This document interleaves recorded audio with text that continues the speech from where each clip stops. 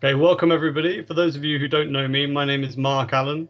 I'm a careers consultant in the careers service, and this session is about how COVID-19 has affected internship or graduate recruitment. And the idea behind this, really, we all know that COVID has affected things.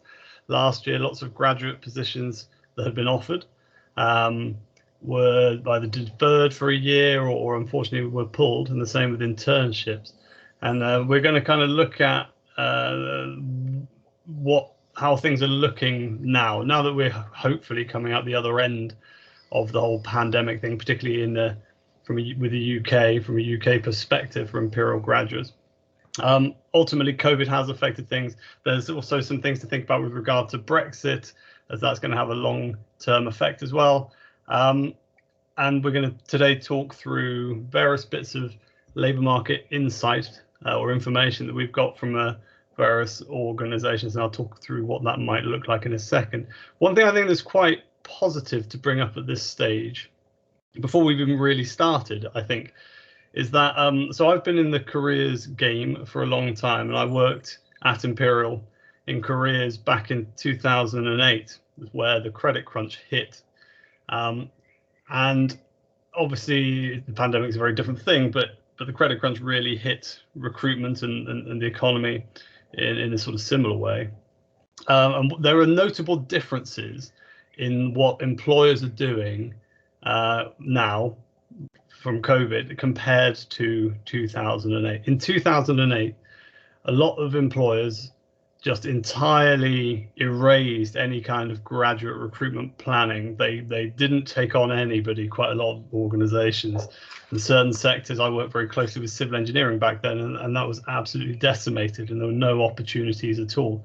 And I suppose one lesson that employers learned from that process is that, so what they found kind of in 2009, 10, 11, 12, is that the graduates are obviously supposed to start in a company from a strategic perspective and gain further experience and progress and get promoted, etc., etc. And they had a real dearth of talent in those larger organizations that completely wiped out recruitment. And they found that they didn't have that talent moving through the organization as expected, and this was a real issue. And so one thing that has happened this time, which is good, of course, although recruitment has been down, employers still recognize that that it's strategically sensible to continue to recruit. So recruitment's down, but it still has been happening. And the overall theme to this session is basically, now that we're hopefully coming out the back end of it, recruitment is picking up more than it was previously, and it will continue to improve. So that's the sort of the conclusion at the very beginning of this session. There's a lot to be optimistic about. It's worth emphasizing that we're not there yet, and it's going to take time for things to thoroughly recover, but there are green shoots, there are opportunities appearing. So here's what we're going to talk around in the next 15-20 minutes or so. We're going to talk to you about what the career service knows regarding the labour market right now, what employers are telling us. We obviously have excellent relationships with all kinds of employers, from startup to multinational. And we're also going to look briefly at what this means for you and how you can use this. So so the idea is to give evidence of trends and predictions from various experts of different organizations, companies, etc., to inform you of the situation with regard to graduate recruitment. So labour market information, here's a quick definition. So that's what I'm going to be talking through a lot of kind of research from different organizations and what that and predictions, really, and that's what labour market information is. It's information gathered from a range of sources to tell us what is happening within the world of work, and that can mean in terms of opportunities, it can mean in terms of skills employers are seeking at the moment. It can be a range of different things, really, and the sources vary massively. One thing we have in the careers service kind of in our networks, and universities have in general, that's really advantageous, is we have organizations like JISC, which is a non-profit or an NGO who support higher education in a lot of ways through research and reports and recommendations. And a lot of the information that I'm going to talk through today is from very credible sources. You know, National Statistics Institute and all this kind of stuff. However, a lot of the information we get has already been compiled for us by this man who is a legend in the careers game, Charlie Ball, head of higher education intelligence at JISC. He's worked for various NGOs in education that support universities and HE in general, like HEXU and Prospects, which is a careers resource and job website as well. And Charlie puts together reports on a weekly basis, I believe, things like the Office of National Statistics and the Institute of Student Employers and this kind of stuff. And he gives us the summary of the information in a kind of quick and easy to use way. And I'm passing a lot of that on to you today. So here's the overall prediction. Like Charlie's weekly podcast and report is called Prospects Illuminate. And you can look at it at the link at the bottom there if you want some more in-depth information. But what Charlie has been predicting for a while now is that as the vaccines continue to kick in, as constraints and restrictions come away, that the picture will improve with regard to graduate recruitment. And now that's not massively a surprise, perhaps. What might be more interesting is the fact that the prediction is that smaller and medium-sized companies, so SMEs, will be the ones who will quickly adapt to these changes, as they tend to be more agile, a little bit more responsive, and that they are going to be the organizations who you will see opportunities appearing from, and that this is going to happen kind of from now, really. And we are seeing a more positive picture, and I'll show you some evidence of that.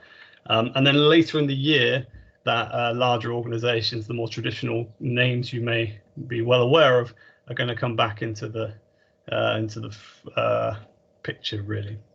And the occupational shortages areas are kind of consistent. There's going to be demand, more and more demand for social care, people in that sector, engineering, IT, education, of course.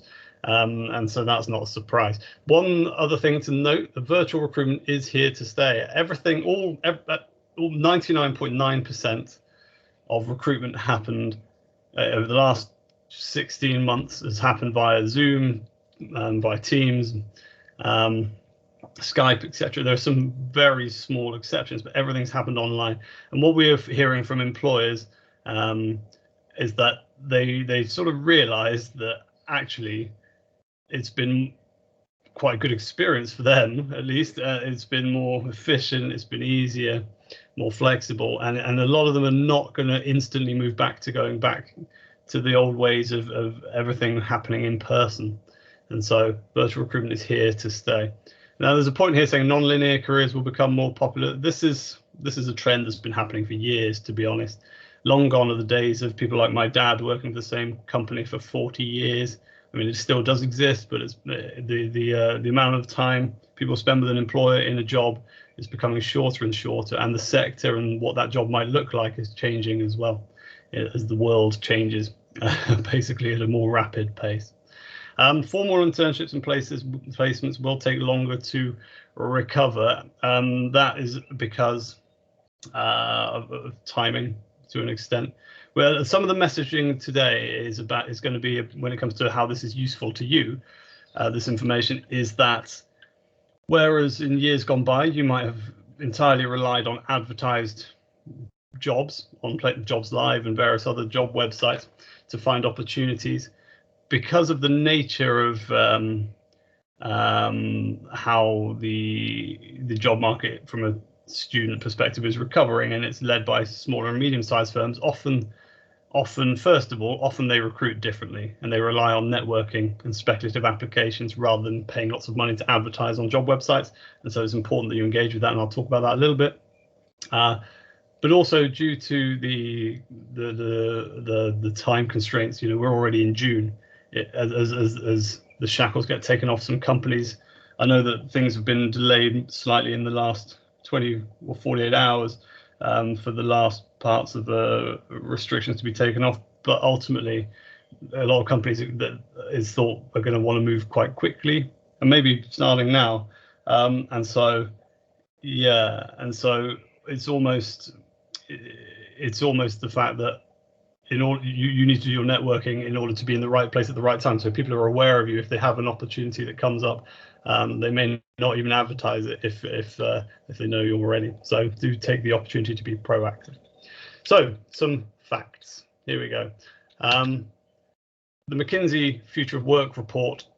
So this is kind of not just where the opportunities are going to be post-pandemic, but in general, this whole experience. Demand for workers in the healthcare and STEM occupations may grow more than before the pandemic, reflecting a couple of things really. Increased attention to health as populations age, and we've been through this pandemic process. And also in general, people's incomes tend to rise on average so there's a growing need for people who can create, deploy and maintain new technologies. That report comes from McKinsey, who, as well as a strategy consultancy firm, conduct a lot of research into the economy, current affairs, and how that affects everybody. So that's very useful. And you can get the link from the Luminate website report from February, and that's going to hold true.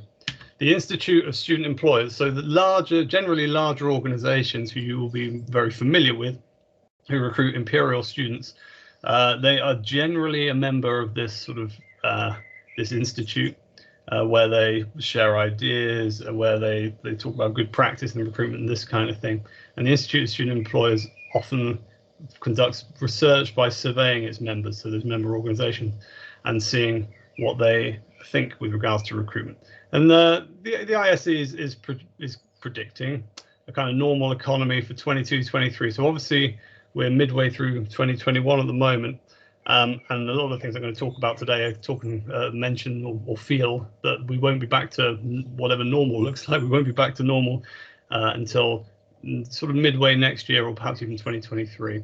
And the ISE survey their members to find out like how many jobs they're going to be advertising for, the salaries and this sort of thing, and what skills they're looking for.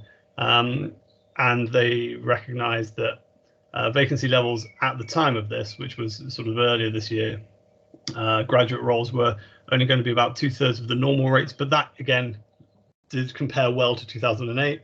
And obviously a lot of those companies are going to be focusing on institutions like Imperial, so that's kind of useful. And it is worth noting that the graduate level roles that you'll be looking for, that the opportunities in that space have remained have fared much better than in other areas of the labour market. I don't mean that in a sort of smug way, but in the situation who we are and with our work, that's good to know. Moving on, the National Institute of Economic and Social Research, which is an economic think. I think it's Britain's oldest think tank that works in economic research. They produced a report published on the 25th of May, and it was quite positive. They sort of improved their predictions for the growth in the UK economy. Back in February, they'd said it was going to grow this year by 3.4%. Because things are improving quite rapidly, thanks in part to the vaccination rollout being very successful up to now, they revised that up to 5.7%, and ultimately that should have a knock-on effect to recruitment.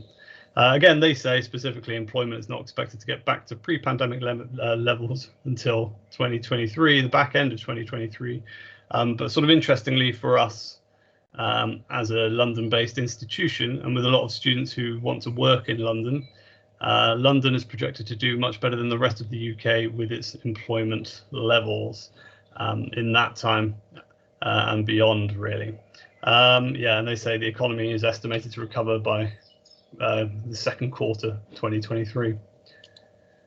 Now, the Office of National Statistics, which is obviously part of the civil service, they have a report that comes from March 2021, really. And there's just a few things to point out, really. It's showing the value of a degree. The unemployment rate for graduates in last year during the pandemic was 4.6%, which is less than the overall unemployment rate in the UK, 5.8%. So there's obviously real value still in a degree. They analyze stats when it comes to graduates with regard to the sort of job that graduates go into as well. And there is this interesting stat that they've been banding around a bit and people have been sort of looking at, showing that the proportion of graduates who have moved into non-graduate positions has actually decreased in that time. So during the pandemic, graduates have been more, or the ones who've moved into employment have moved more into graduate level jobs, as opposed to more, well, basically jobs you don't need a degree to move into. I think you have to take that statistic with a pinch of salt, as we say, because actually I think a lot of opportunities that graduates who hadn't gone into a graduate level position may have found themselves in to earn money. So whether that's customer service or going and working, you know, data entry positions, whatever it might be, or certainly the service industry opportunities of working in shops or cafes, those opportunities have disappeared, of course. And so it's probably more that that's the reason for it. So do think about that. But in sort of more positive news, some decent looking graphs. I like a good graph, but the Recruitment and Employment Confederation is a sort of organization who represent recruitment agencies. Now, for those of you who don't know what a recruitment agency is, a lot of the labour market in the UK, or a lot of the jobs that people get are gotten through recruitment agencies, and they're ultimately where a company has outsourced its recruitment to one of these agencies and asked for them to find some talent to interview for a job, or occasionally it's where an agency has you're their product as a student or graduate. They have your CV and they try and market you to companies they think might want to employ you. And so this organization, the Recruitment and Employment Confederation, represents an extremely large number of recruitment agencies. And you can see here are the opportunities being advertised through their members. And you can see it's steadily rising. So I don't know how big the screen is you're looking at this on, but the lower part of the graph on the left hand side is kind of May 2020, which is obviously when the pandemic hit and things kind of dropped off a bit. And as things moved forward through the pandemic and now that we're moving towards the end of it, there's a big dip, which always happens at Christmas. So that in December there's always a big dip, and following that it's steadily increasing, more and more opportunities. And in the last kind of couple of months, March and April, it's sort of bounded upwards a few times. And following this graph, so in May they saw it go up again to beyond 181,000. So if you on the right of this graph, there should be a higher one again. So it is getting better. And that picture is echoed by Adzuna, who are a search engine for job adverts, a UK-based search engine for job adverts. And it shows you that in all sectors, things have been improving over the last, well, since the pandemic hit, really, as you can sort of see where it goes down in sort of March, April last year. But kind of interestingly, you can see more recently in April and May 2021, things are obviously kind of constantly improving. But you can see that in manufacturing and constructions, things are improving at a kind of greater rate, particularly manufacturing, and that's obviously very good news for a lot of our departments, really, for students from a lot of our departments who may want to go into that area. Excuse me. And the CIPD, which is the Chartered Institute of Personnel and Development, they focus on kind of skills, quality and training, and have a lot of corporate members. The number of organizations planning to recruit in the second quarter, which is kind of we're coming to the end of now, has risen massively to 64% of all organizations. So that's useful, really. And the number of redundancies that organizations are intending to make is falling. So that's kind of useful, another ballpark figure.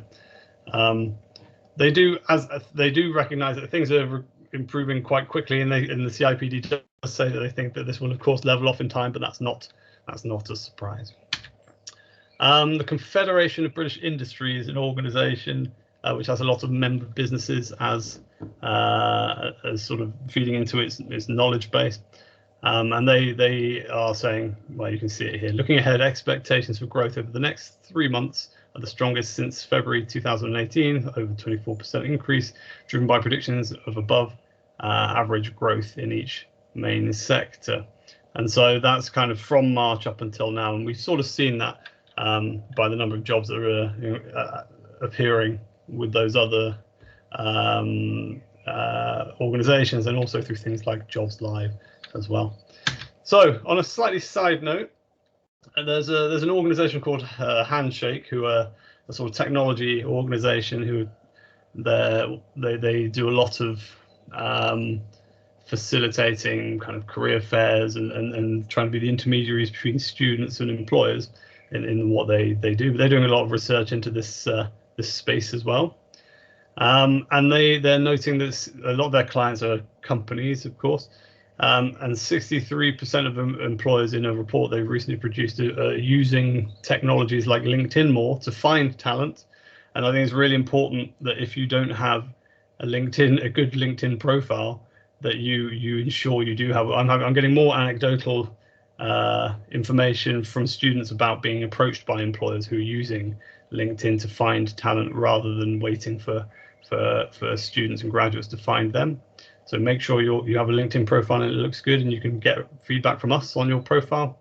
And they did mention that there's a certain level of dissatisfaction with the online recruitment process from a student perspective. And I think this has always been the case, that they're having this slightly more hands-off, if you like, less personal feel of video interviewing and online assessments is not great for the student experience. So if you feel that way, you are not alone. But unfortunately, a lot of employers, they value the efficiency and the cost saving and the rest of it. So it's here to stay, really. And you can see that 66% of employers say they will conduct more online recruitment post-pandemic. It's always worth noting that Handshake perform a platform that connects employers with students, and so they're always going to talk it up, but that is still probably quite significant and echoes other kind of lines of information that say the same thing that we get. So internships being offered have gone down quite a lot. This is quite old data now, but the reason it's still here is because it's kind of still the case. So actively advertised internships there's still less of them, and so there are two things about this. First of all, employers are looking at different ways of offering experience, and so if you have not managed to get an internship in the last summer or this summer, you don't get one, bear in mind there are other ways you can get experience. One of them, a lot of employers, one of the sort of silver linings of COVID is that employers, I mean, from a cynical perspective, to maintain their brand with students and with universities, a lot of employers put together virtual internships. And so that's where you can go onto a website, and you don't have to apply for these internships, you can just do them. And you go onto a website and you can experience through videos and tasks and information, you can experience what the work is like in those companies and in those sorts of jobs. And we've got a few, like the Bright Network website's very good. The Forage, which used to be called Inside Shirt, but the Forage website also has a lot of kind of larger organizations, your JP Morgans, PwCs, General Electrics. So there's a lot of law firms on there, and they have put their virtual internship opportunities on the Forage website. Forage is spelled Forage. And we'd encourage you to engage with those to find out more about. They often give you company presentations as part of that.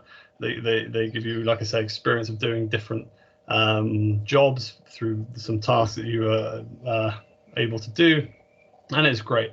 And it can look okay on a CV depending on what else you've got on there, or you might mention it when talking to people from different companies to show that you're genuinely interested in that kind of work.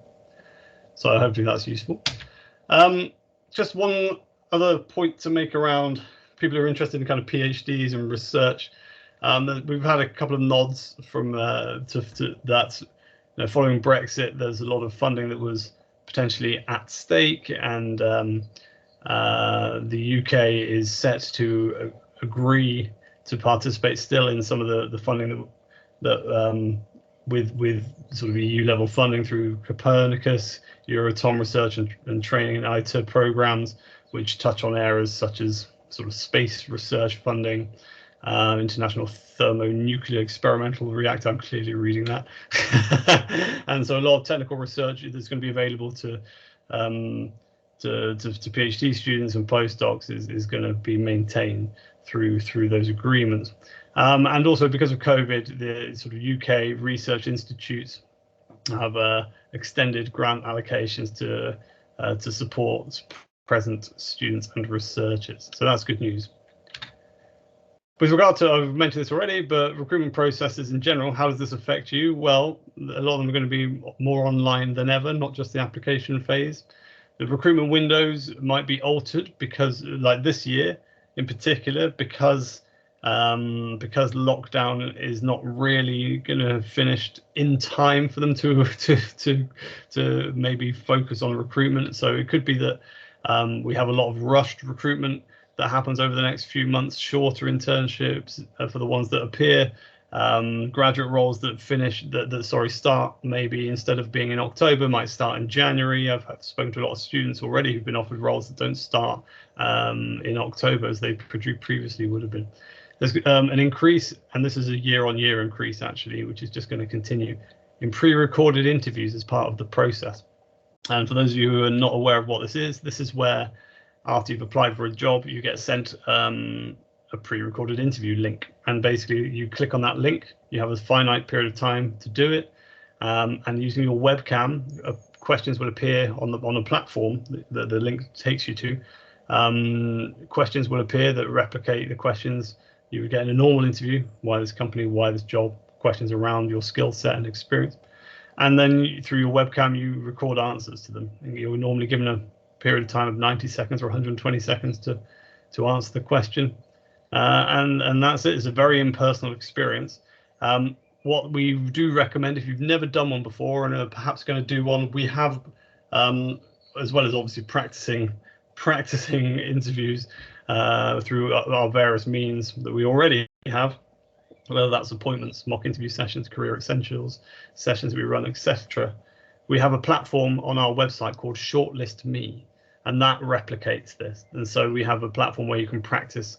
It's good for not just practicing pre-recorded interviews, actually. It's good for practicing your interview skills in general. But you go to Shortlist Me via our website at the bottom of this slide, and there's a lot of different company questions that you can go through their simulated interview with the NHS or with whoever it might be, and it records you. And you can watch yourself back. There's an element of AI in the feedback that you get from the platform, telling you if you're talking too much or too fast, that sort of thing, I believe. And so that is useful, hopefully.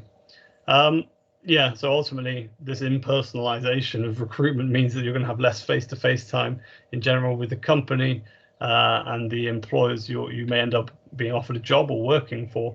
And I think it's always good practice to reach out to alumni via the likes of LinkedIn, at companies that you're interviewing with, or even not interviewing with, but might be interested in, to get more of a feel for what it's like to work there and to inform your applications and your interview answers. So I think that is something we would all recommend really in the careers service. Okay, and as you already know, team activities are often generally online at the moment and will probably continue to be that. A couple of words from some specific employers that we've been working with. And this, again, it's quite positive in its feel, and I think that's the right mindset to have. Somebody from a representative from a large organization has said we have jobs and we're actively looking for graduates. And so there are still jobs out there, and it's reflected in that. And I think that's obviously useful. And again, smaller and medium-sized enterprise and entrepreneur, a representative from well, very impressive individual, basically pointed out that they are still really interested in graduates in smaller and medium-sized firms. Still, however, right now it's a little early to confirm positions because things haven't necessarily got to the stage where they're going to actively advertise, and they may never to be thinking about, but encouraging you, please do reach out. So again, network, find companies. On our website, we have in one of the drop down menus, there's a sort of options with your subject link, and we have put, if you click on, you can then click on your department, whether it's aero or chemistry, whatever it is, and we've put in 5 links that relate to companies that relate directly to your department. So you can, there might be directories, professional associations, there might be industry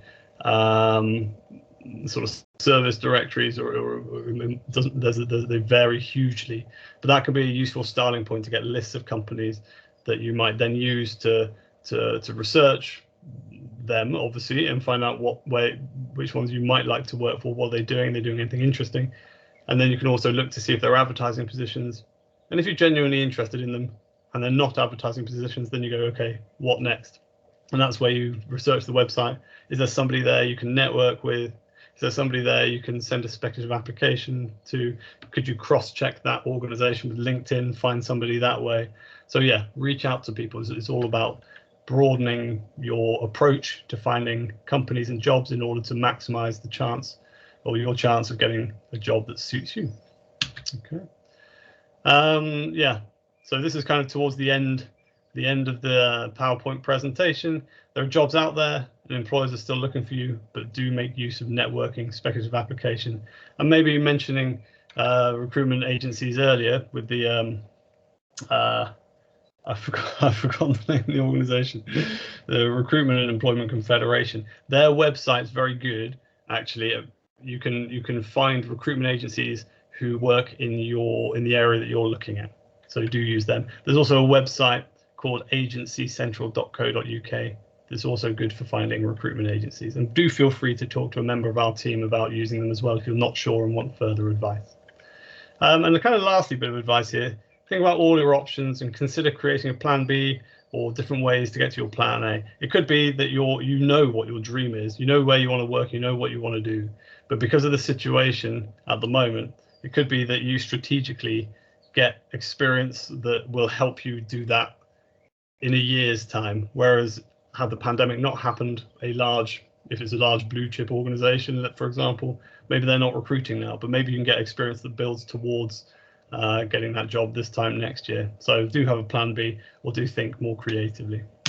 And lastly, further information, we have our placement internship team have created a lot of further links, careers related further links that you can link to from this page and from our website, comprehensive FAQ section that you might find useful. Lots of links and resources from there.